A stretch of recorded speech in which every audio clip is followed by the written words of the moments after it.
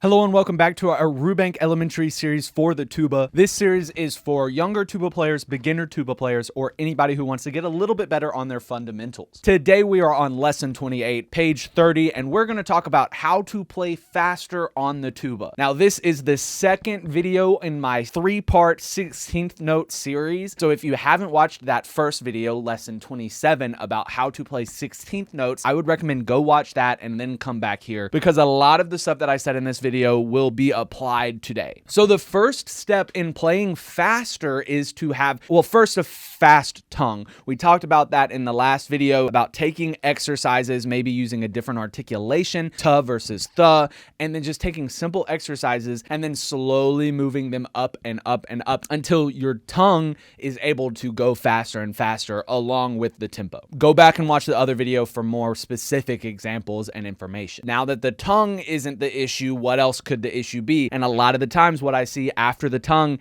is fingers. I've made a video in the past about confident fingers, and that's a huge part about playing tuba. So hopefully you've been practicing all the other lesson videos and all the other lessons, still thinking about the importance of these confident fingers. No doubt on where you're going. You're all the way up, you're all the way down, because if there's anywhere in between, you're not going to make the note you're looking for. You're going to make a funky sound that's not good at all. So that's the issue as we're playing fast. If our fingers aren't fast enough, you find a note in between and it's not a note, it's just a muffled sound and it just doesn't sound right. So go back if you need to, watch lesson 10 about confident fingerings, and maybe you'll learn a tip or two about how to have more confident fingers, but really just focus on fast, up, down, really slamming those keys down as efficiently as possible. On my website, makelifemusical.com, I have a sheet posted on just different simple exercises to both get your tongue ready to play and get your fingers moving faster. So there's all kinds of different exercises. I know I gave you a couple in the last video, but none of those were